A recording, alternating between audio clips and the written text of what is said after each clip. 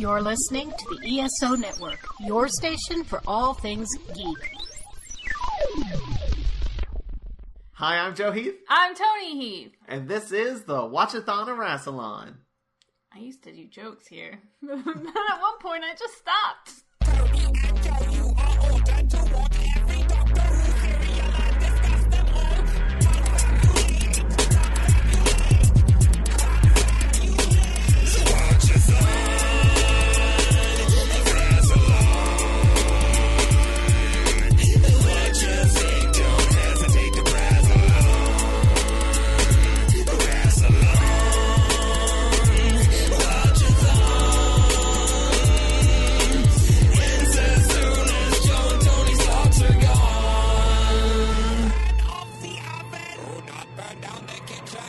Today we're going to be talking about the third serial of the 16th season of Doctor Who and the 100th serial overall. Woo! We've done 100 serials? Yep. Time to quit. Oh, thank God. I'm exhausted. What's the name of this? Oh, The Stones of Blood, which consists of 4 episodes that aired from October 28th, 1978 to November 18th, 1978. True facts! And I want to give a special shout out to Bisexual Brigadier for purchasing the Key to Time DVD box set for us. Thanks, Bisexual Brigadier. You can follow her on Tumblr at bisexualbrigadier.tumblr.com. And joining us in this epic milestone of an episode, we have returning guest Nicole Mazza. Hi, everybody. I'm back. Welcome back. Thank you. How you been? I've been pretty good. Thank you. I'm gonna say your last episode was Image of the Finn doll? Yes. Do you have a thing for women in body paint? It is funny because I was thinking, the whole Goldfinger story from, the background of the last story I did. And I was like, maybe I do. And I just didn't realize it. It's something you've only just discovered. Yeah, I'm just going to, when my wife comes home, I'm going to be like, I got you some paint. Of course, she would be like, I'm leaving. Bye.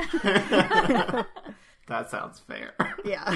I want you to paint yourself gold or silver, or we'll pick a color. Definitely metallic. Yeah, it has to be a metallic. Shiny. Yeah. And there's got to be a cult involved somewhere. Of course. Just people in robes. Oh my God, that is such my jam. I mean, that's like, it's one of my favorite things. Like, a lot of my favorite Doctor Who stories are just fiction, is just like pagans and stones, and like I love Children of the Stones, that show from the 70s when I was a kid. And yeah, and that's why I love Canine and Company so much, because it's got pagans and stone circles, and yeah, Stonehenge is your jam. Everybody loves a good bloodstone. Yeah, I just totally. You can't get blood from no, that doesn't work. You give blood to a stone. You can't get it from a stone, but you can give it to a stone. So are we ready to... I mean, we already sort of have started diving in, but are we ready to go all the way? All the way in. Let's do it. All right. Stones of Blood, Episode 1, which I have titled The Miscount of the Stones. Is that a What? You seem really proud. I'm not. Oh, you were looking at me expectingly, and I was like, is it a reference to another? No, it just fits the Doctor Who pattern. Okay, I gotcha. Yeah, and you're not supposed to be able to count those stones, which is based on the real megalithic stones that they use to film. Well, I mean, aside from that they're based on, because they also had a model. It wasn't the real stones all the time, so... It was such a cute little model. I liked it. And then they had the fake stones, too, which, the augury, and they would move around and stuff, so. I like that. I like that name, augury. I think that's a good alien-sounding name. Yeah, from Augros or something. The writer thought really hard about that one. It is a little similar to an alien I actually don't care for, the Ogrons. Oh, the Ogrons, yeah. Well, the Doctor, blew them up, a few of them, so, Didn't blow up an augury, though. But auguries do get blown up, just not by the Doctor. Yeah. We do go over the cliff, but that's getting ahead of ourselves. So we actually start where the last one sort of left off, kind of. That's kind of the deal with this season. I assume the Doctor and Romana found Caluvrax and they have the second piece of the key to time, and they're going to put it together, but the Doctor is not very good at it. Can't quite figure it out. Not good at puzzles. And Romana picks it up and immediately just goes, shlink. It's like real easy. I think the best part about this scene is that she's like, why don't you go figure out where the next key to time is? And the Doctor's like, all right. And then like he starts to leave and he comes back and he's like, I've just decided I'm gonna go find out where the next key to time is. That was a thing I just decided. Okay, bye. You know, that's what she has to deal with. She's like, was like top of her class and Gallifrey, and she has to deal with this guy now. Oh, I love their dynamic so much. Then we get the, Doctor Who prerequisite cult members who are at the Stone Circle, which is called Nine Travelers. Is that correct? Yeah, that's the only way they refer to it. Yeah. I mean, that's not what it's called in real life, but that's what it's called here. What's it called in real life? Well, I mean, it's based on, what was it called? I wrote it down. Oh, the Rollright Stones. And they did film a little bit around the Rollright Stones, which is somewhere in central England. I didn't write down where exactly it was. But, and then, of course, they built models and stuff around that. Because some of it's in studio and that sort of thing. I think I read somewhere that the idea that you can't count them, that they, like, change number and stuff, that's actually based on... Yeah, the Rollright Stones. It's based on that one, from what I understand. They really change? Well, that's like the legend. I don't think it's like real, but for real. There's probably people who can count the stones, but unless they're like a 2-year-old, he can't get past like 5 or really drunk. They count the same one twice. What's going on? I mean, that would just be me in general. But they are people in robes, and they are chanting about, from what I can tell, the series of British films Carry On. That's what it sounded like they were saying. Carry On? No, they're saying the Kaliak, which is... Kaliak. Yeah, which is a Celtic hag witch character. It's a lot. There's a lot. Like, she's like a goddess of death and war and magic, and my Celtic Reconstructionist friends are probably frowning at me right now. But there's more to it than that, but that's the basic gist of her. Your typical goddess that cult people would worship. Yeah, for fun. And they are pouring blood on these stones, and the stones are drinking it all up. And they're real. They're hungry. It gives them a nice glow, which I am assuming those are the fake stones, the ones that glow, right? One would guess, but you never know. They might have had to hire some of the real stones as actors, and said, "Hey, can you glow?" And they were like, I'll try. And then they did. And, Then they said, now's my time to shine. Yeah. Oh, no. See, there you go. You can't do that joke. That's my job. You're stealing my bad joke thunder. We can pretend you said it. You could be like the Doctor, where it's like, I had that idea. Oh, is that our dynamic on the Doctor and you're Romana? Obviously. Actually, you're Romana and I'm K9. That's what... Speaking of Romana, she changes her outfit. Quite a few times in this one. That's true. She wears 3 different outfits in this serial.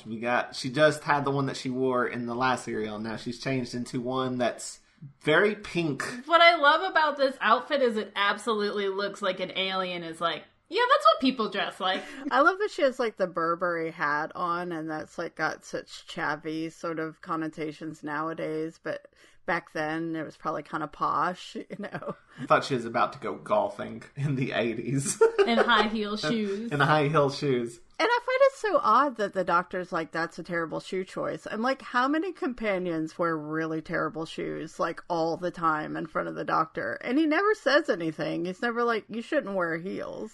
But, yeah, because you're really going to get that, with Tegan and stuff. I mean, they they wear heels all the time. That's why they fall and break their ankle or twist their ankle. I do think it's hilarious that Gotta get one solid pair of hiking boots and wear them till they fall apart. Yeah, if I traveled with the doctor, I'd have on like combat boots or something. I mean, I wear those anyway, but that would be my thing, you know? No high heels. Like, I do think it's hilarious that she's like, oh, okay. And she goes and gets even more impractical shoes. Well, they've got a thicker heel. A bit, but they're still very high heel. They're no sneakers. They're like purple thigh highs. No, yeah, that's right. She goes back, she leaves and comes back with a pair of like purple sparkly shoes. And she's like, what about these? She doesn't wind up wearing those, though. and I like that they just hang it up on the coat rack. It's just pretty funny. Yeah, and the doctor also just has his hat resting on the center of the TARDIS console thing. Yeah. Yeah, I love that. It's perfect hat rack. You don't lose your hat that way. Until the TARDIS tips over. Oh, which that's it frequently true. does. That's a good point. Maybe the TARDIS just wants to wear a hat, and that's what it's for. But they're flying, and we hear the White Guardian say, beware the Black Guardian. At least I assume that's the White Guardian saying that. I assume so.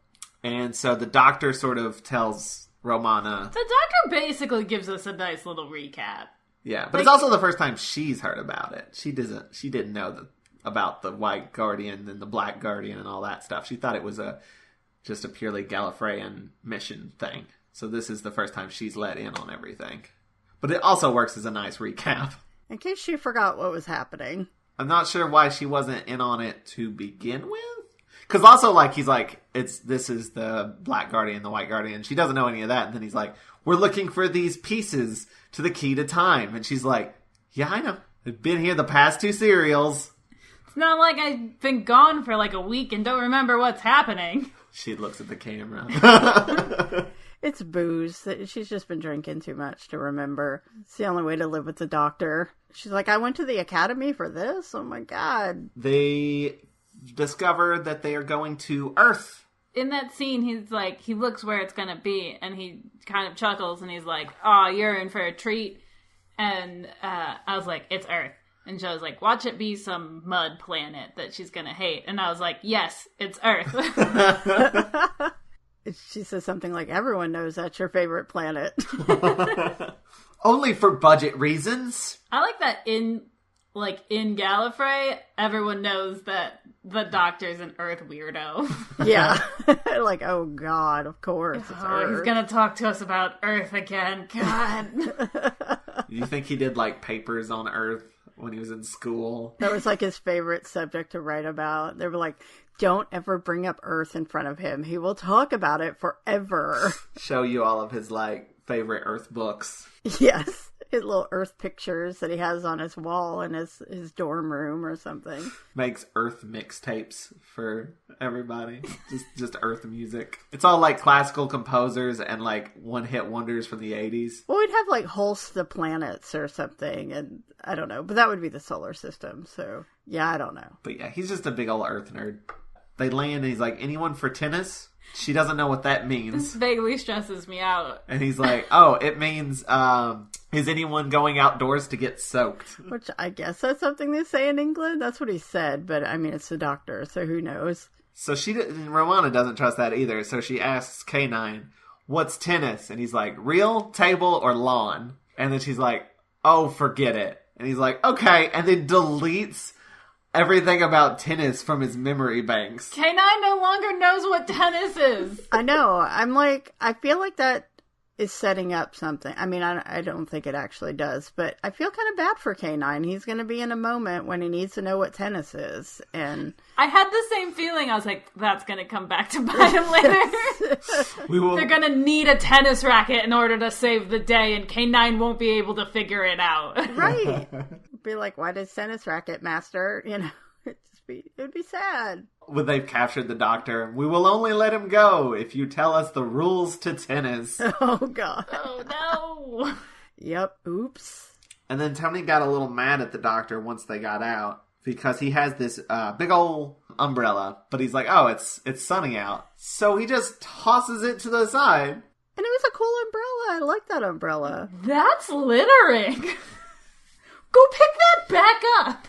Maybe he expects K9 to get it for him or something. I hope he went back and got it, because that's rude. It is rude. It's uncalled for. I mean, we never see it again, so I don't know what happened to it. Stones ate it. Oh, yeah. Yum, nom, nom, nom. But they find some big old footprints. I slightly wonder if there's a shot where, like, she puts her foot into the footprint and, like, twists her heel around. And I was like, man, that's probably some foot fetish's favorite scene in Doctor Who. Oh, no. Well, they did linger on it. Right? It, like, turned into a Quentin Tarantino movie for a second. They did linger on it, and then later she's barefoot. And, like, that shot also lasts for, like, a questionable amount of time. Right. Yeah, she turns into John McClane for a little bit. No shoes. But they find the stone circle, the 9 travelers, while they're discussing it. Perhaps the best character in Doctor Who. Ever. Yeah, I literally just posted that on Facebook last night because I love Amelia Rumford. I think I liked that post. I saw that post and went, I just watched that too! And then went, wait a minute. We're going to talk about that this weekend. We watched it for the same reasons. She just immediately shows up and starts just rambling, really. Yeah, she's kind of like being even weirder than the Doctor. I was gonna say, what's great is she's being the Doctor at the Doctor, which he doesn't seem to have much patience for. She's just talking 100 miles per minute about whatever she wants to talk about, and the Doctor's like, okay. Well, she assumes that he is somebody. A professor, yeah. Who wrote papers, and then she's just like, goes on, just starts talking like, assuming he knows what she's talking about. And honestly, the way he looked, and I assume felt, is a lot like I felt when I worked retail, and these old people would just come in and tell me their, like, life stories, and I'm just like, alright, do you want this DVD? I don't... Well, I know, like, in the behind-the-scenes thing, they said they felt like kind of Tom Baker was, like, a bit sort of put off, because he was just like, okay, she's even more eccentric than I am. You know, like, she's putting me in my place. That needs to happen more often. I always enjoy the Doctor being put in his place. Yeah. Oh, my God. Can you imagine them traveling together? That would be so amazing. I would love, like, an old lady companion. They have that in Big Finish, but not in the TV show. I was hoping we'd get that in the new season, but they killed her off. Yep. Still holding out hope that she, like, comes back in some form. Yeah, that would be awesome. I don't really trust Chibnall to do anything that good. I had an old lady doctor for that RPG that we did that, like, never got off the ground, and I loved her. She was, like, a grimy kind of, like, mechanic. Mm-hmm. Just, like, old and no nonsense. And I was like, that would be so fun. Like, that's a doctor we haven't really had. Yeah. At least not, you know, a female doctor. Yeah, because we've only had one of those. Because we just started that. Maybe next time. Vivian Faye shows up. Yes. Who I also love immediately. They're like the lesbian archaeologist couple. Like, I just love it. Like, this serial is so female-centric. I mean, the only men in it are the Doctor and DeVries. Or DeVries, I think is his name. It doesn't last very long. Yeah.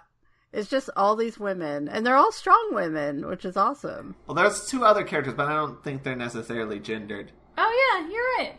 I don't think they really are. I mean, the Augury might be male, but we don't actually know.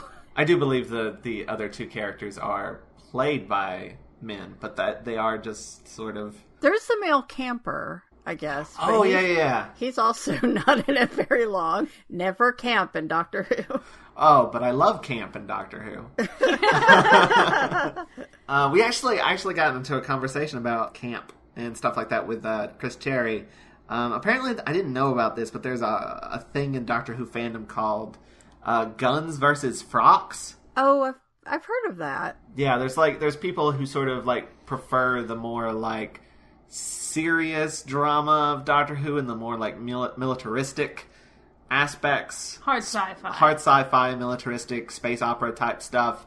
And then there are people who enjoy the like more fun, campy, you know, nonsense. Having fun and adventures Doctor Who. And those are the Frocks, and I'm definitely more frock than a gun. Sounds like the rads versus trads. That was like a thing in the 90s where it was like you wanted either Doctor Who that was like radical, that was doing stuff new, or trad, which was just kind of your typical like stories that are, you know, just in the same format as like Base Under Siege, yeah, stuff like that. Like Mark Gatiss is totally a trad writer. I mean, he just uses the same old tropes over and over. I'm definitely a rad then. Yeah, me too. I am very much a rad. I'm a rad frock.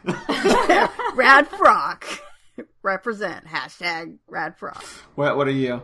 I mean, yeah, give me camp and give me, you know, anytime Doctor Who's doing something that I'm not entirely sure what it's doing, I'm probably really happy. What's great about this serial is it starts off kind of like a traditional serial and then gets weird. Yeah. I love that. Like, you think it's going to be another sort of gothic horror, like, sort of thing, and then nope, it does horror and sci-fi, and we're doing a weird space court thing. Yeah. You thought we were doing cults and stuff. No, we're just gonna do both. Why not have both? You've got chocolate in my peanut butter. So Amelia Rumford and Vivian Faye sort of just do like some exposition-y bits, like fill them in on the Druidic sect that's been like interrupting their science. Yeah, what's great is that like the doctor's like, it looks like something had its throat cut here, and Vivian's like, yeah, they probably did. There are druids around here all the time. They do that kind of thing. I wouldn't let it bother you. They're pretty harmless. Yeah, I have several druid friends. They probably really hate the story. I do like that they kind of go, there's at least one line where they're like, they're not real druids. Yeah, they're the BIDS or something, the British Institute of Druids or something. I don't remember what it was. They're like, these are the people who kind of do whatever. I wouldn't say they have any connection to real druids who are practicing now. Right. Which is probably they're like, and don't write us any angry letters. Okay. Exactly. We didn't mean like real druids, just like fake druids. Just people who think they know what being a druid is. Exactly. Then they talk about Romana's shoes for a bit and how impractical they are. I mean, she is in the background of every shot, just like struggling. And I really feel like Vivian Faye especially seems to be kind of hitting on Romana a little bit. Maybe it's just me. 100% that's happening. Yeah, it's just like, come back to my cabin and I'll feed you sausage sandwiches. I mean, if I was going to be flirting with somebody, offering them sausage sandwiches is how I'd start. I gotta say, I'm a little bummed of what happened with Vivian Faye later in this serial, because I loved her so much, and I wanted like just her and Amelia just hanging out and with Romana, and just I could watch that all day. That'd like be a great sitcom. show. Yeah. Yeah. But because she doesn't go with them for tea and stuff because, well, the doctor's left to go check out the leader of the Druidic people, the sect. Typical male. Well, he kind of leaves Romana behind because she's like, I do not want to walk in these stupid shoes. And also to kind of spy on Amelia and Vivian. But then once he's left and they're like, we're going to go back to my cottage. You want to come back for Netflix and chill? She's sausage sandwiches and chill. Sausage sandwiches and chill. Or just bread, because I couldn't see any sausage on those sandwiches that they have later. I was like, where's the sausage? Things are dire when someone invites you over for just bread and chill. Where's the beef? But when they invite her over, she's like, no thanks, I'm going to wait for the doctor. Because he doesn't know where you guys live and he knows where the Stones is. But the doctor has gone to check out the leader, who is, being very creepy in a basement talking to crows. Like you do. I mean, I do that all the time. No hate. That's a typical Tuesday. But the doctor rings his doorbell, but because, the guy's like, he's here as we predicted, and then takes 3 hours changing out of his cult robes. I know, he could have sent Martha to go get the door. That's the woman. He could have just said, can you go get that for me? But she's too busy helping him change. He can't change out of his robes himself. They need a butler or something. But because he takes so long, the doctor just walks walks on in. They're like, he's impatient. We should go see him. He sort of gets shown around, and they talk about portraits and missing portraits and how creepy birds are. All setting up stuff that will happen later. Because it's a hall. I forget the name of it. But it used to be a convent too. And all the portraits are missing of these women that have pretty much all killed their husbands. Which I'm like, oh, okay. Didn't one of them get like crushed by a stone? No, there was another professor he mentions that I think the doctor is taking his place, and he said, too bad about that guy. Yeah, he got crushed by a stone. And so the doctor was like, oh God, is Amelia going to be okay? And he's like, oh, she's fine. She'll be fine. And she's got her police truncheon, you know, she can fight the augury. And then they chat a bit about the goddess, the Caliac. And the doctor stands up and sees a bird person. And it's like, what? It's costume party. DeVries bops him on the head. And he passes out. I want this costume so bad. Yeah, it's awesome. It's like this amazing crow mask and just... feather dress? Yeah, well, what do you call it the way that it's draped like that? Like a poncho? Yeah, it's kind of like a feathered poncho. Bird poncho. But it looks amazing, and I would love to show up to a con in that. That would be great. Hulanta's coming up soon. You better get some... Let me just go out and get a feathered poncho. I do already have a crow mask. There you go, and just show up. You don't have to even say anything. She didn't say much while wearing the costume. Yeah, you need a staff, too. Oh, yeah. True. That's right. Romana is out in the stone circle, and she hears the doctor calling for her. But she chucks her shoes off and goes after him and walks by a sign that says, "Danger! Cliff edge! Don't walk here, please." Danger! It's time for the cliffhanger. The literal cliffhanger. She's like, sees something, and then it looks like she just falls off the cliff. Like she just sort of backs up off of it. And it's slightly confusing to me. Like, did she walk off backwards, or what happened? It's later said that she was pushed. And that's 100% Tom Baker's fault that I think that this is not very clear. He was like, he didn't want to film, like, showing the doctor like pushing her off the cliff because he didn't want to freak the kids out. So he just agreed to only use his voice. Something like that. I still think that if she got pushed off, like, she would not have been able to catch herself, and she would have been a bit more ripped up, I think. Like, more bloodied and I don't know. I've never been pushed off a cliff, so I can't say for sure. Let's hope you never are. Right, but, I could test it, but there's not really any cliffs near here. But, I would just think that just the trajectory, you would kind of either go outward, either backward, head first, or...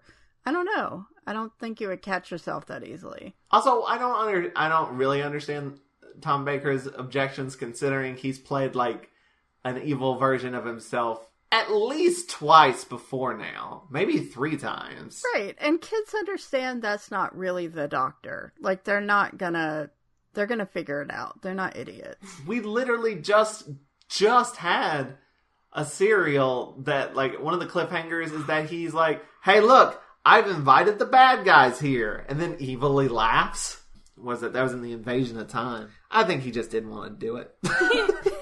He was lazy that day. He's like, I just want a sausage sandwich. I don't want to push her off the cliff. But that is the end of episode 1. A literal cliffhanger. And it won't be the last in the Doctor Who show. Oh, I am so looking forward to... I know I've heard tales of the 7th Doctor. The Dragonfire one. That I can't wait till we get there. It's gonna be like 3 years from now, but I'm excited. I cut a promo together for Retro. I used that part in Dragonfire in the promo. It's so funny. I mean, it makes 0 sense in the story, but it's funny. That's the end of episode 1. We're now into episode 2, which I've called Stone Cold Killer. I like it. You can smell what he's cooking. That's a rock joke. Oh, wow. And I was very excited about how this episode starts. No recap. Right. It just goes right into the next stuff. Just Romana just hanging on the side of the cliff. Which... I love that she's on there for, like, I don't even know how long. like it's nighttime. And she's still like, help! Help! She's got some serious upper body strength. Well, it's weird because, like, when it's showing from above her and she's like, you see the water underneath her, which is clearly just like CSL, and she's like laying on its top. There's nothing underneath her feet. But then when they cut to like the actual location, it clearly looks like she's got her feet propped up on 2 rocks. She was a spider in a past life. She can just like stick on to things. Oh, she's one of the Spider-Men from the Spider-Verse. Oh, yes, yeah. She is this universe's spider person. So she's on the cliffside, and the doctor is on a stone. They're preparing to sacrifice him. But Martha, who is, DeVry's assistant lady. Yeah, it's not really clear. Because they seem like they might be romantically involved, but I'm not really sure. I think he calls her mistress a few times, so don't know what that means. Or maybe I just read that on the Wikipedia, but she's not very down for human sacrifice. She's like, we've done rabbits before.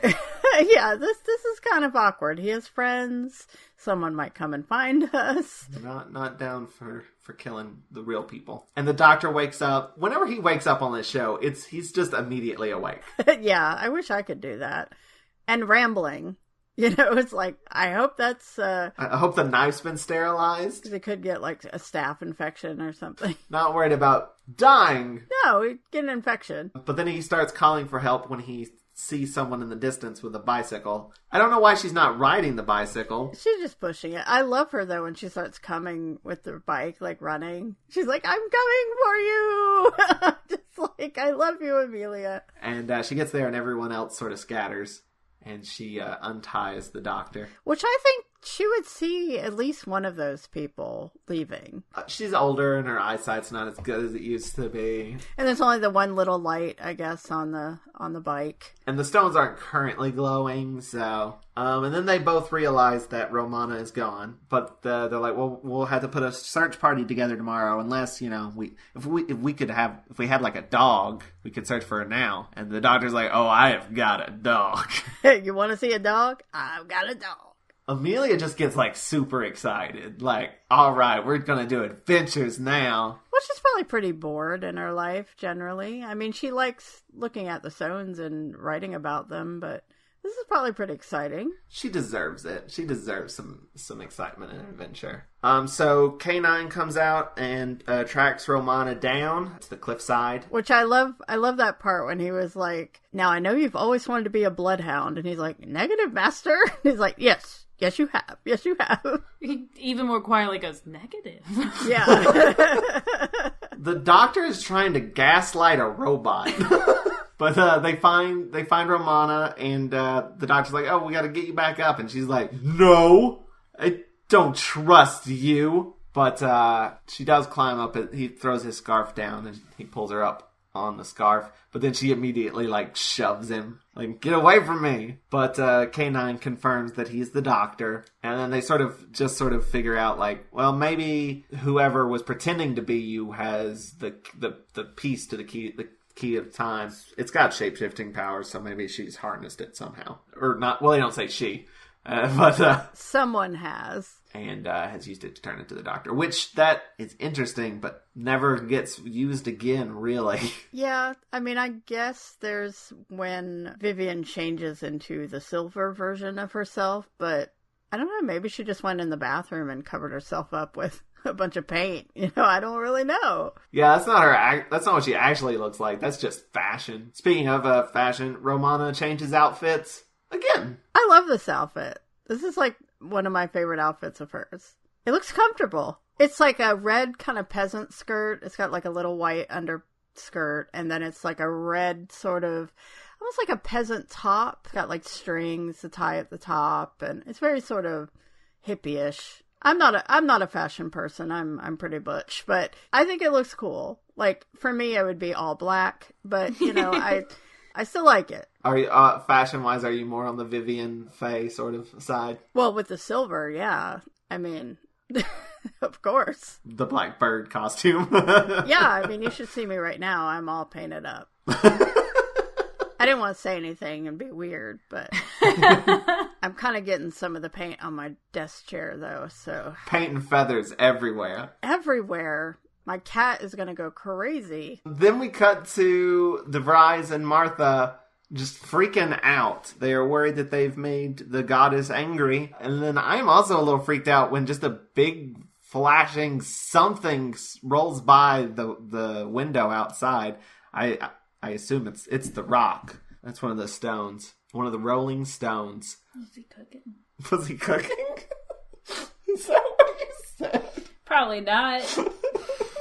But they freak out, and the doctor gets to the manor, or the hall, or whatever, and it's been, like, torn apart, and he sees the dead body of DeVries. And Martha, or just DeVries? It was both of them. Their skulls have been bashed in. And he covers K9's eyes, which I thought was really sweet. But he is like, well, the murderer left a trail, and, like, there's some dust, and it's... Silicone. Breast implants. The attack of the killer breast implants. I mean, there's some Autons. Autons? That's a plot for the Autons.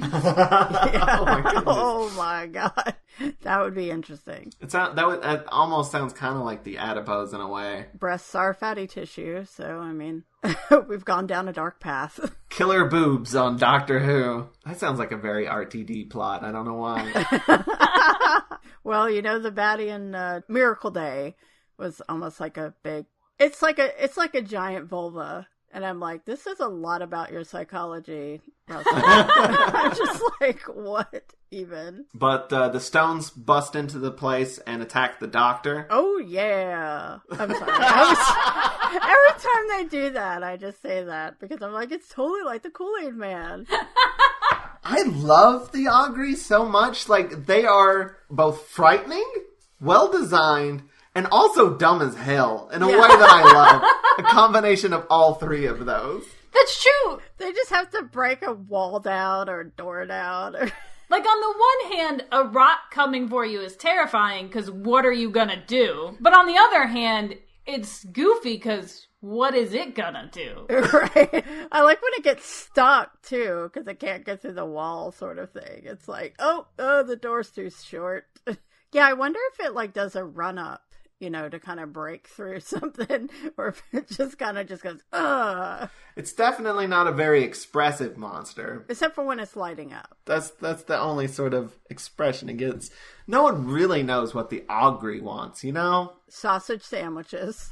But it attacks the doctor, knocks him out, and K9 shoots the stone and chases after it. Oh no! Oh no. Oh no! We'll get there. Okay. Because the next scene I loved. It's just Romana, Vivian, and Amelia just hanging out. Just having a good old girls' time. Having some science-y talk, some history talk, eating their sausage sandwiches, which actually, yeah, now that Vivian is making sausage sandwiches, I'm kind of wondering, since she's the husband killer, you might not want to eat that sandwich. That's true. Oh no. I'm sorry. Oh no! That's where my brain went. But that's some more exposition sort of happens here, and that's when Romana discovers that a lot of women owned the Boscombe Hall. That's in my notes, and it used to be a convent. She's like, it's weird. There's just a lot of women. Let's go check it out. And now that I think about it, Vivian's like, ha! What? No. That's not weird. It was a convent sisterhood. Hey. What? But Romana and Amelia are going to head out to check it out, and Amelia grabs her police truncheon. And she's like, she got it for, like, self-defense, and she's like, did she ever have to use it? And she was like, no, but she did get, like, arrested for... carrying an offensive weapon.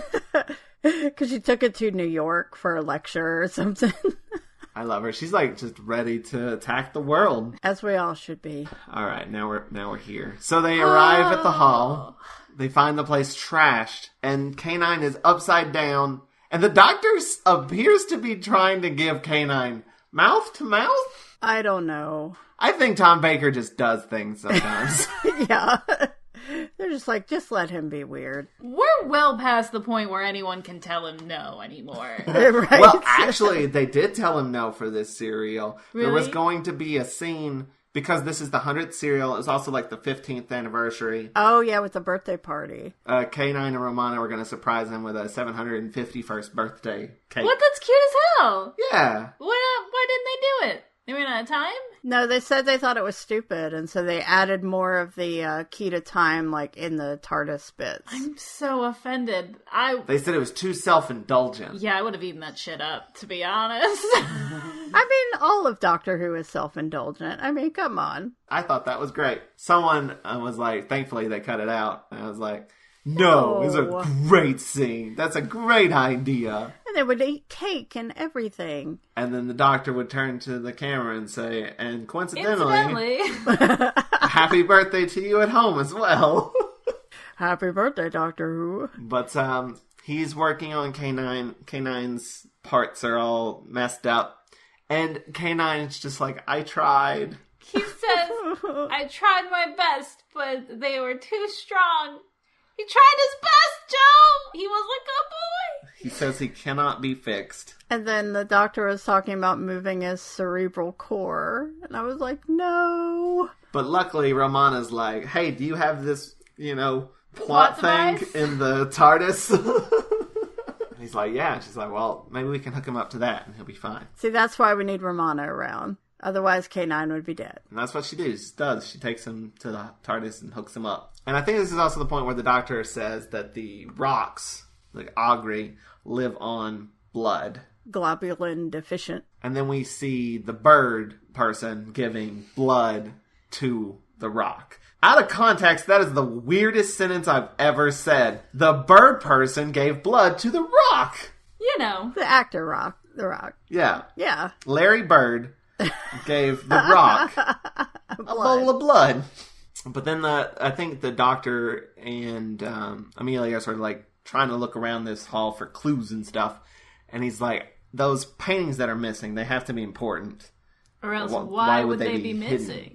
And he also remembers the cryptic thing that DeVry said about like the birds are always watching, the crows and the ravens. That leads him to check a little bird lever that opens a... That was some Batman level shit almost. It was a priest hole, so I mean those weren't that uncommon. Okay, so wait, what is a priest hole? Because when we were watching it, I was like, they said that like it was a thing, and it's something that I like vaguely remember learning about once. You're Catholic, so... Yeah, but I couldn't place the context of it. I grew up Catholic too. A priest hole is basically like a hiding place for a priest that was built in like castles and some of the more posh Catholic houses in England back like around Elizabethan times when Catholics were like prosecuted by law to, if they couldn't practice Catholicism.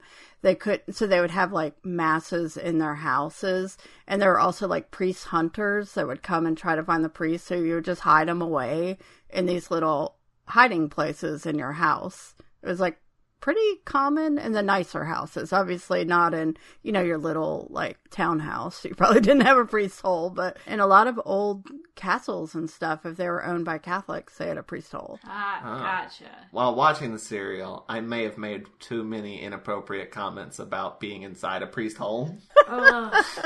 It was awful. It is set up for that too. But But they go into the priest hole and disgusting. They find the paintings, and they all look the same. And they all look like Vivian Faye. Dun dun dun! To be honest, I had to be like, do they all look like Vivian?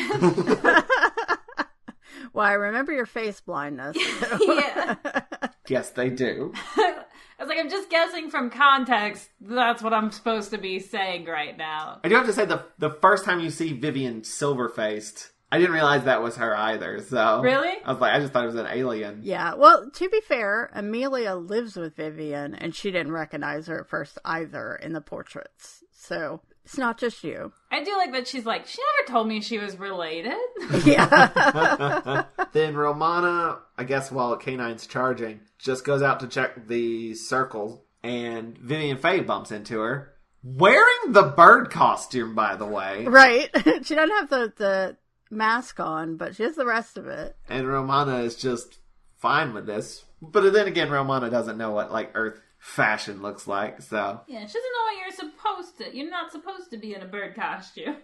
And then they go to the circle, and Vivian pulls up her staff and shoots Romana with a little beam of light, and Romana disappears. Bum, bum, bum. That is a cliffhanger. That is the end of episode 2. And we are now into episode 3, where things get weird. And I have called this episode The Machines of Justice. I like that one. Yeah, that's good. So the doctor does say that, yes, that the people on the painting are all Vivian Faye, and that she is the Kaliak as well.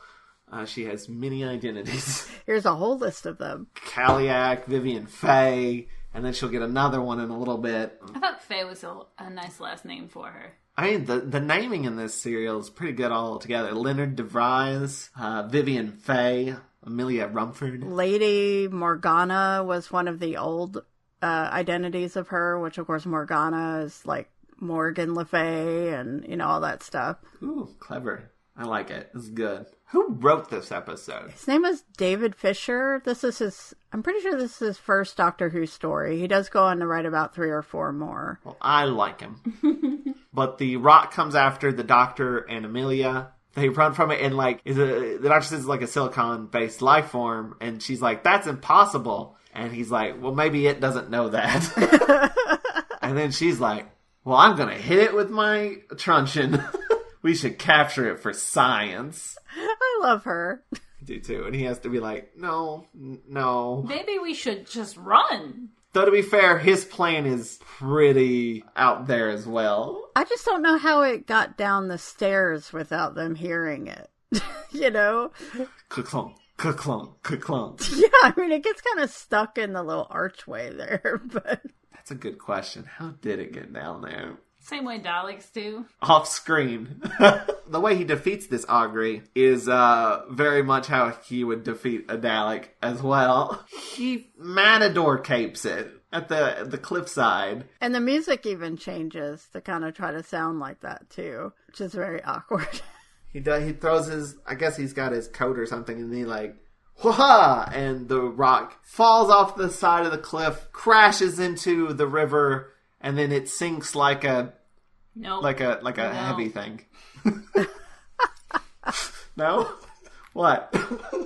I don't know what she's doing exactly, but Vivian Faye is standing in this circle, and she's lighting it up with her staff. I don't know what she's doing, but it looks cool as hell. She's doing some sort of ritual thing. I think she was, because they talk about that she makes basically a force field when the Doctor and Amelia come up. So I'm wondering if she's trying to keep the Doctor out for if he tries to come for Romana. Because the Doctor and Amelia do come up, and they chat a bit, but she's like, if you leave me alone, I'll let Romana go. And the Doctor runs into the force field. It zaps the Doctor down. That he's like, static electricity? That's not a very fancy force field. She's like, worked on your ass. And then she says, count the stones, and disappears. Because 3 of the stones are missing. One of them's dead.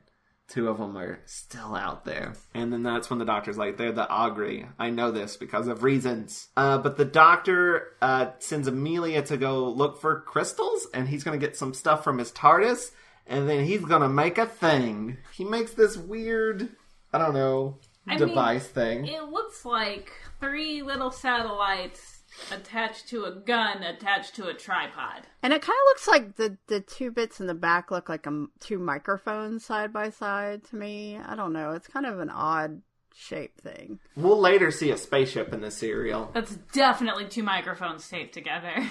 They must have had a surplus of microphones. Someone found a bin of old broken ones, and they were like, send it to props! Doctor Who can use that. But he's making this device, and then K9 rolls up behind him, and Toni was very excited. He's okay!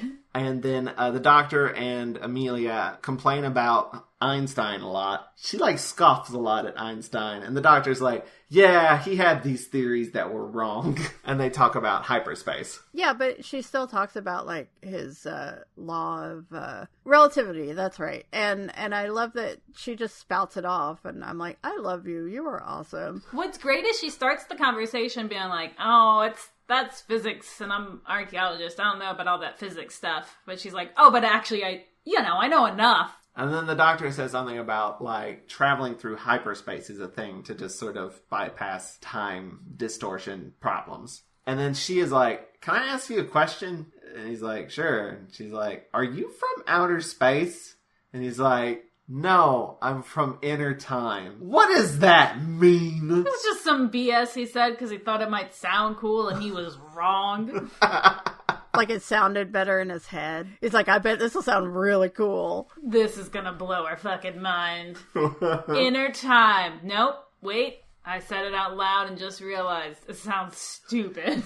And she's too nice to tell me. She's just like, oh, okay, that's nice. Weirdo. They set up the device outside of at the stone circle and discuss what they're going to do. Basically, it'll zap him into hyperspace, that's where he assumes Faye went. And Romana. It can only last for like 30-ish seconds, and she's going to have to like turn it off and turn it back on and hope that they can get out. Like a computer, just turn it off and turn it back on. That's how you fix everything. And K9 will put up a force field if there are any rocks that come by, and if things go wrong, run. And then he also has a great line where he's like, if I get stuck there, he always wanted to get lost in a hypothetical absurdity. We get like, the build up. We're about to jump in. Hypothetical or theoretical?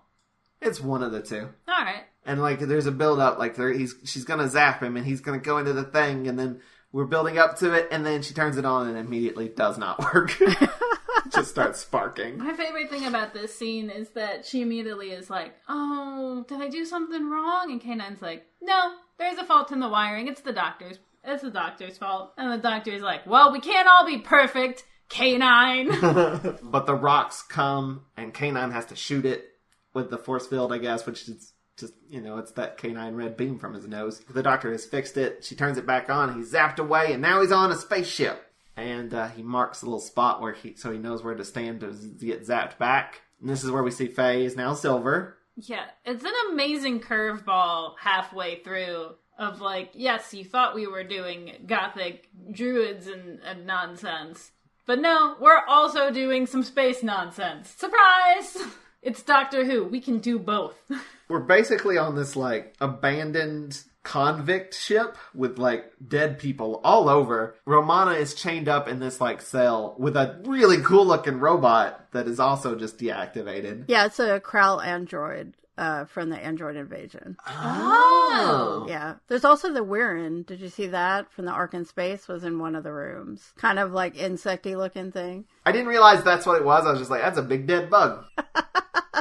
Well, same thing. I didn't realize that was from the android invasion. Now that I think about it, it clearly is. Yeah, I mean, I thought that. I was like, that looks like that, and then I verified, so I'm not that smart. There's also just the doctor opens a door and a corpse falls out. He quickly pushes it back in. I love that. He just, like, kicks it back in. Was that anything? It kind of looked like Crispy Master, but... No, I think it was just meant to be, like... I think in the documentary they said that they were trying to put a lot of old Doctor Who aliens in there, but they couldn't get the rights to most of them, so they just threw a random skeleton thing in there. And I think that's what that was. It was funny, though. Just like, nope. I'll just put that back where I found it. It was just Halloween decoration. And then he finds Romana and, like, says, like, this ship is floating above the 9 travelers, the stones, but it's in hyperspace, so it's outside of the universe, so no one can see it. And he also realizes that the ship is fully fueled, which is, like, weird. And he's like, so why is it staying here? Why isn't it? It's not like it's crashed. It's just hanging out. And they're like, oh, well, let's look for the piece. We'll figure that out later. Let's try to find this key piece. Meanwhile, outside, K9 stops shooting the rocks as they leave. She turns the machine off. K9's like, I think they've left to go recharge. K9 is, like, really straining, too. He's, like, depleted all of his power, really. He has a really rough story. I mean, he's just constantly just not doing well in this. There's also, I think he's talking about how he's about to lose power. The professor says something about, like, never say die, and K9's like, I never do say die! Oh, that's right. Yeah, she said, where's your Dunkirk spirit? He seems a little offended. What is Dunkirk? Is it tennis? I was surprised. This is actually like a really good cereal for K9. Well, you know what? He has another really good line. I think that already happened. It's when the doctor is explaining hyperspace to the professor. You know, she's like, I still don't think I understand it. And the doctor says, who does? And K9 says, I do. And he's all like, shut up, K9. Meanwhile, outside, K9 stops shooting the rocks as they leave. And apparently they're perverted because I guess they're watching this couple like make out or something. I'm not really sure what's going on, but they're just standing just right outside the tent, you know, just like, and apparently that was really, at the time they were like, oh my God, we're showing this couple in a tent and the guy comes out with his shirt off. And that was supposed to be like, ooh, I don't know if we should show this on a kid's show. The dude is clearly buttoning his pants up, too. I know. I mean, she's got more clothes on, so who knows. But yeah, it's kind of implied that they've just had sex. So the augury, I don't know. Maybe they're just into it. This is also just a weird scene where it's like, they need more blood. Anyway, here are these campers. And I love that they're just like, where did these come from? Just standing outside the tent. And then she just, like, touches it, and it, like, eats the flesh off of her hand. And there's just, like, a skeleton hand on the stone. It scared me, to be perfectly honest. I think I know it was goofy looking. There's still part of me that's like, oh my God. And then we fade to red. I mean, I guess they could have just fallen on them, but I don't know. They wanted to be dramatic. Why didn't they eat the flesh of DeVries and Martha? That was just killing them. They weren't feeding. Maybe they were really hungry. I don't know. So back on the convict ship, which the doctor has figured out is a convict ship, they open another door and some sparkles fly out. Oh, I love these characters. I actually love the, like, As an effect, yeah. they're great. Okay, so originally in the script, there were supposed to be these flying balls, like metal balls, like orbs, but they thought that it looked too similar to Star Wars with those, they had like the interrogation things that Vader used that had like a pointed thing that would, like a needle would come out of it. You don't see them very much, but they said, oh, they're going to think we stole that. So they had to come up with something else. But I love the effect that they came up with. From what I read, it was like black room with like the actors wearing black costumes. And they had like lights that were like spinning, I think. Yeah, and like also connected to their microphones. So like whenever they spoke, they would like It looks so illuminate. good. And then they just because sometimes they're just sparkles, and then when they get loud, it like balloons up. So it's attached to the actors' microphones as well. So I love the effect. They're just little flying sparkles. It's great. And they sound like Hitchhiker's Guide to the Galaxy characters. I love it. But they are the Megara, or the Justice Machines. They're judge, jury, and executioner. And they're like, you broke the seal to our door, so you must be judged. Which, oh, by the way, he broke it with his sonic screwdriver. Which he doesn't, like, zap it with does what he normally does. He just hits it and knocks it out. I love that, like, Romana's like, what does it say? And he's like, oh, I don't know. I don't remember what he says, but he's like, it doesn't matter. We're just going to break in. He says it probably says something like, do not open for fear of penalty of death. No, he says $20 fine is what he says. Oh. Ends up being a lot harsher than a $20 fine. She's like, well, what do you want to do? He's like, open it. But they say you've broken the seal and you must be judged. And they're like, hey, Carl, how about you be his counsel and I'll be the judge. And as they're like discussing their plans, just the doctor and Romana they just walk away. Yeah, it's like, come on, let's leave. And then they're like, all right, cool, we've got this all figured out. Hey, where did they go?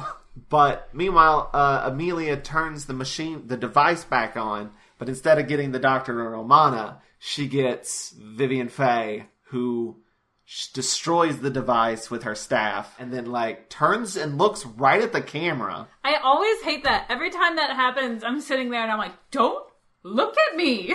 I hate eye contact. Come on, stop. And then she starts calling for the augury, the stones. And the doctor and Romana run to the spot that's supposed to zap them back. They do not zap back. And instead, Vivian and the rocks appear. And then she's like, you are trapped here forever. Destroyed your device. And of course, Romana and the doctor have that really awkward cuddle when they're trying to like get ready for the teleportation. I feel like Tom Baker has started leaning into this idea that the Doctor is asexual. And I gotta say, I'm for it. I like it. I don't know. It's hard with Mary Tam, though. I mean, Mary Tam is gorgeous. That's true. But I love that like scene in the Pirate Planet when K9's kind of like, she's prettier than you. And he's like, what? Really? Huh. Like he doesn't even like comprehend that as like a thing. But that's the end of episode 3.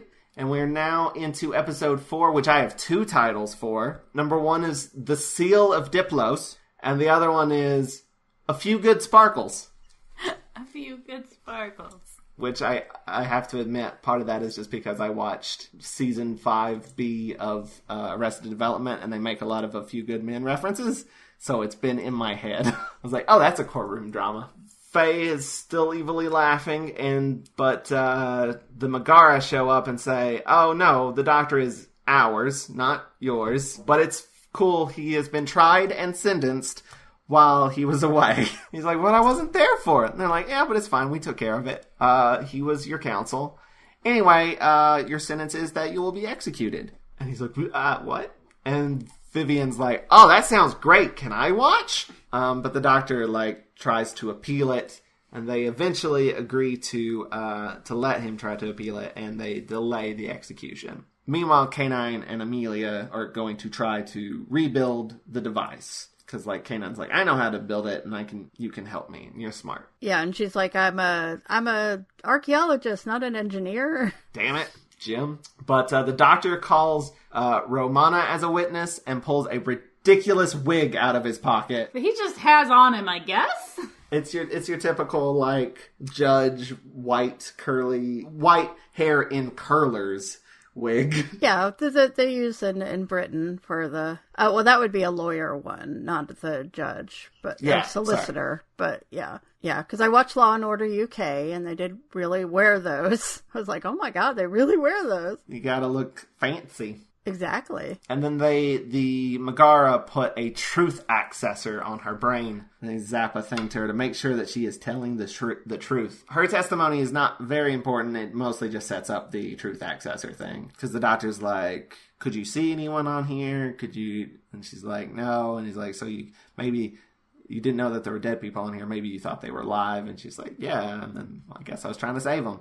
But that doesn't really work. He tried. But the Doctor's like, I'd like to call Vivian Faye as a witness. And then she's like, what? I didn't witness nothing. I'm just sitting here being Silver. Well, first off, she's like, and she tries to call a rock in to, like, stop this from happening. But the Megara just straight up blow it up. Just obliterate the thing. I do love when she calls him, too, because she's always like, agree. You know, she can't just be like, hey, yo, guys, come over.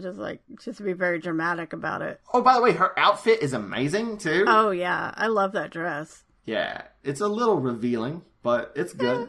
It looks good on her. Yeah. She's got the body for it, so. So the Doctor and Romana are chatting a bit while this is sort of happening, and they're debating whether or not to let her be a witness, because, like, they don't super care about her being a witness, but the Doctor is being kind of adamant about it. But Romana's like, I'm going to try to get away and get some evidence against Faye. I'm going to try to get out of this ship. And they kind of just let her go, because they're like, she's not the one we're worried about. Well, and what does the Doctor say? It's like, also, there's nowhere for her to go. No one can escape the...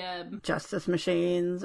So, but they finally agree to let him question Faye. So he's like, all right, cool, put that truth accessor thing on her. And they're like, nah, we don't want to do that. They're very, like, frustrating, but in a hilarious way. Amelia and K9 have got the device working in. They turn it on, and Romana comes out, but she also has one of the Augury with her, so they run, and they're going to go to Vivian Faye's house and try to find some stuff about her. Honestly, the stuff they find out about her, I don't think really contributes to anything. But I mean, she doesn't like avocados. That's just, I don't know. I mean, you know she's a baddie at that point. She's like, they find out she's allergic to citrus. Right, yeah, like lemon juice and stuff. That's how they figure out where she's from. Does that help at all? Because she has a different metabolism. Right. So it, like, helps narrow down what kind of life form she is. Yeah, I think it's just the setup why the Augury don't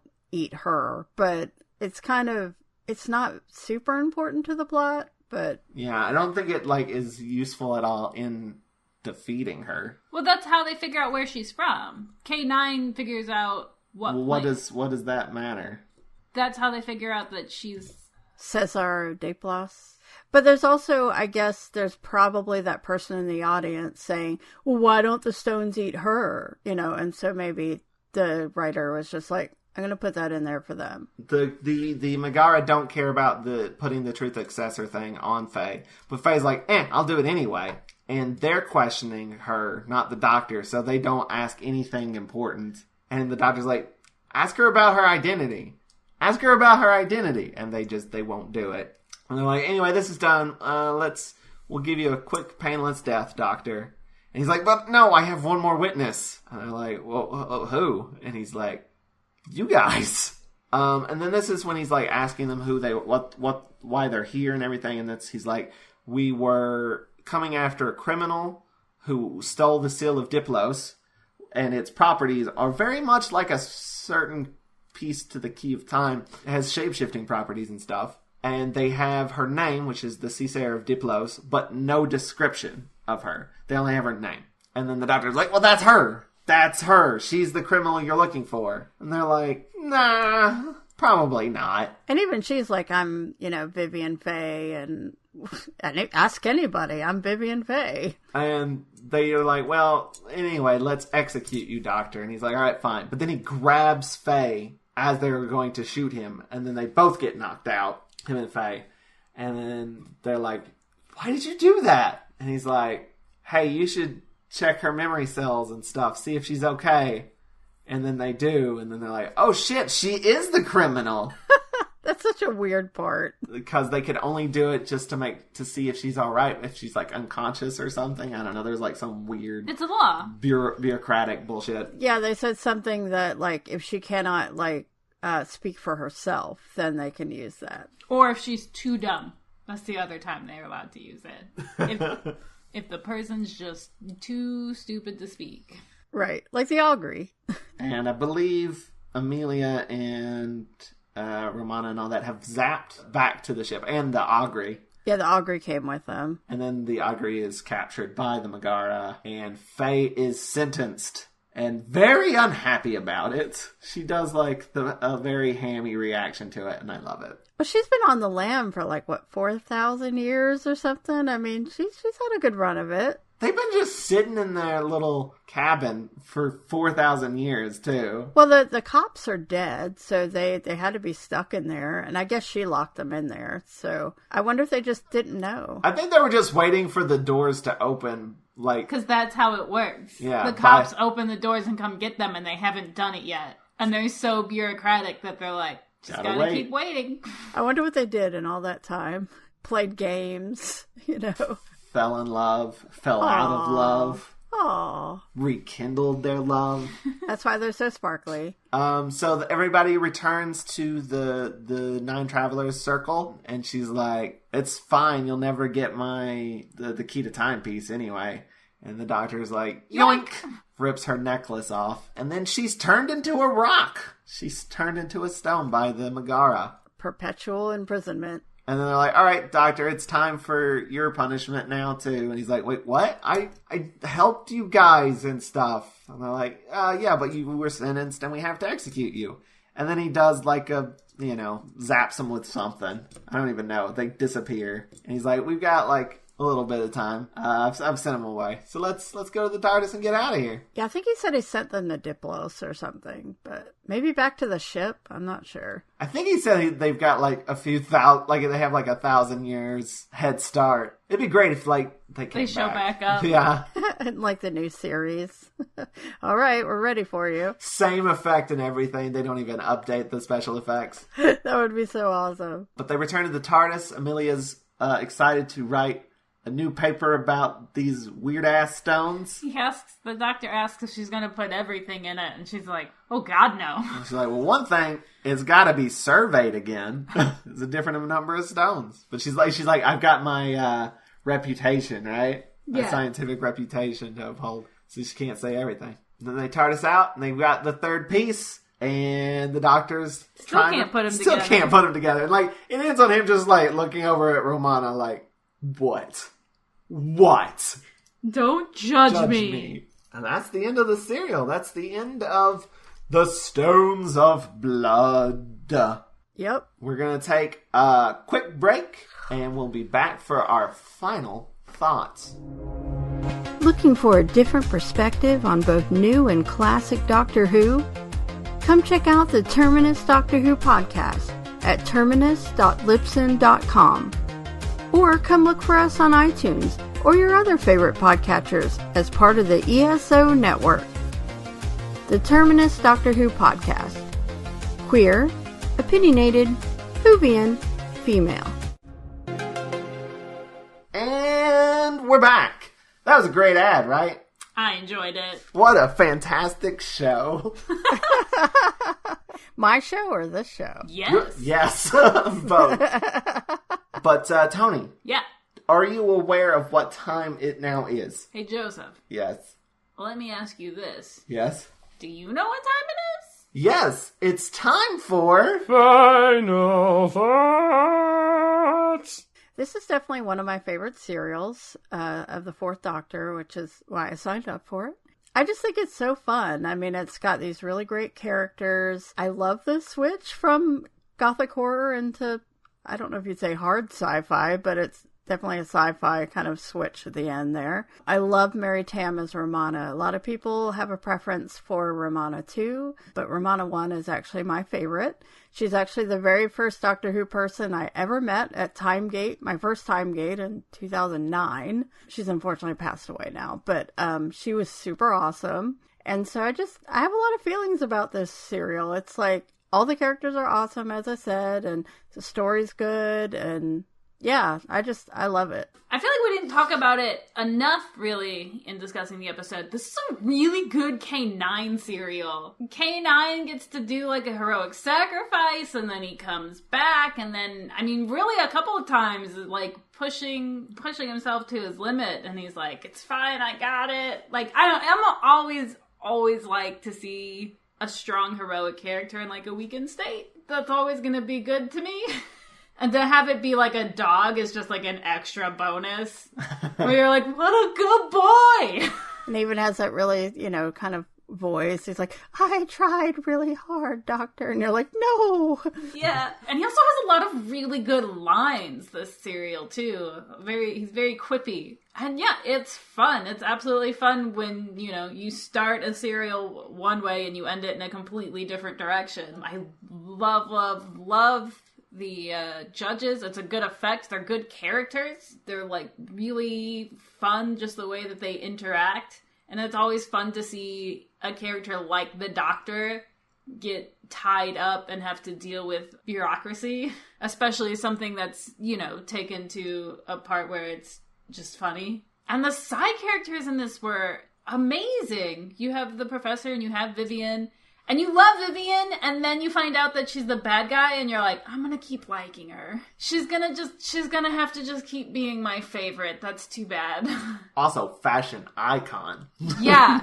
Oh yeah, her, like, crow outfit is great. I spent, like, every time it was on screen, I was just talking about how much I wanted to cosplay it. And I talk all the time about wanting to cosplay things, and I never have, because it sounds like work, to be honest.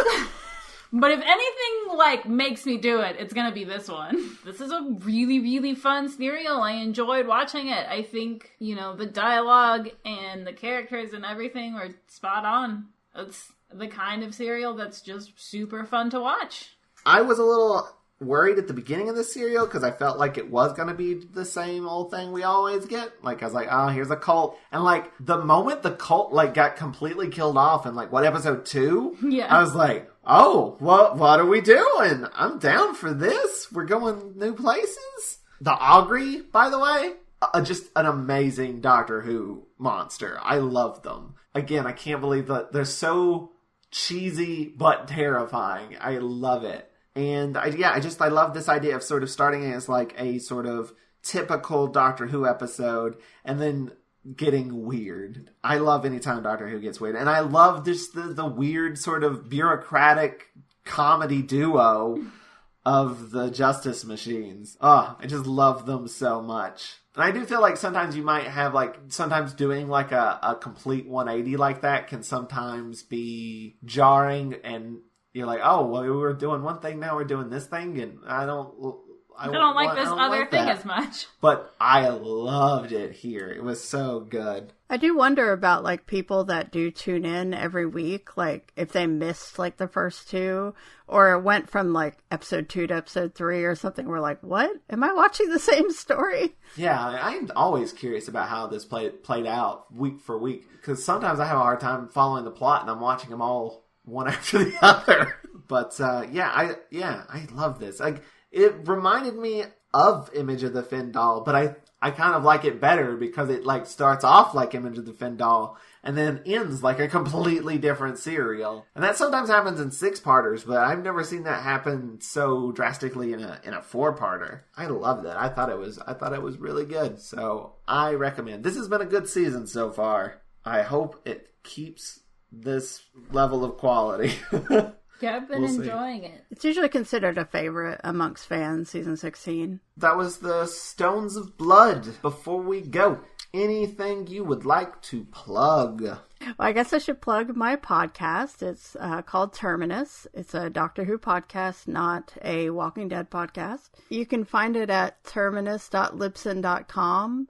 or on Twitter at TerminusCast. I'm on a slight hiatus right now, but you can see me, or not see me, that would be weird. You can hear me talking about Doctor Who, classic and new. I'm a big old Doctor Who geek, obviously. So, yeah, that's what I would plug. Toni, you want to plug your show? I mean, yeah, at this point, just assume that this is the point of the show where I ask you, beg you, please, please, please, please watch Unseen World. You can watch it on the Roku, on the Heartland channel. You can watch it, you can stream it when it airs at, I think it's Watch Heartland TV? WatchHeartlandTV.com. WatchHeartlandTV.com. You can check and see if you have a Heartland affiliate near you. So those are the ways to go see it. It's The Unseen World. What just aired? Apple Valley, Hillbilly Garden and Toyland, and The Doll's Head Trail. No, that's not what just aired. Oh, that's not what just aired. It's The Closet of the Spiderweb Lady and Corpsewood. And Corpsewood. And it's on, you can check it out on any sort of social media. It says See Unseen World. That's Twitter, Facebook, Instagram, MySpace. No, we don't have a MySpace. Friendster? LiveJournal? You know, we do actually have a live journal. No, we don't. I have a live journal. I have one. I haven't updated it in years. I was going to say, I don't know if I could Same. guess my live journal password, but it exists. I'm not going to say it because there's probably embarrassing stuff on there. Yeah, luckily my live journal is a different screen name than what my screen name is all other places. Same. Mine is not. All right, I'm going to look that up after we're done here. If you liked this episode of the podcast, you can check out more on WatchArassalon.com. And be sure to rate and comment on our iTunes. It does iTunes magic. The more people comment on our iTunes, the more iTunes decides we can be seen by other people. So please, please, please help us be seen by other people. That way people might be able to find us and decide that they like us. Or hate us. I don't know. Just as long as they see us. It's good. Maybe we should be on the Unseen World. We'll talk. If you'd like to help us out even more, you can go to watchyourassalon.com/support, and there you can find a link to our Patreon page, which you can get to just by going to patreon.com/watchathon, and there you can donate a monthly amount to get all kinds of neat rewards, like day early episodes, uncut video of the podcast records, bonus episodes, and live streams where we watch the episodes with you guys, and it's a lot of fun, and we chat and hang out, and we laugh, and we have fun. Sometimes there are cookies. There are usually cookies, and I always learn a lot. We were supposed to have a cake for this episode. Oh, For being our 100th episode. Yeah, we don't have a cake. We have cookies. We do have cookies, I've though. eaten so many cookies. I baked a whole batch of cookies and then just ate half of them in one day. Also on our support page is a link to our Amazon wish list where you can sponsor an episode of the podcast by purchasing the corresponding cereal on DVD for us. We'll mention you in the podcast and put your name on our Friends of Rassilon page. Speaking of, special thanks again to Bisexual Brigadier for sponsoring this episode. Hey, thanks, Bisexual Brigadier. You can follow her on Tumblr at bisexualbrigadier.tumblr.com. Also, again, thanks for buying the whole season for us. That's amazing. Also, special thanks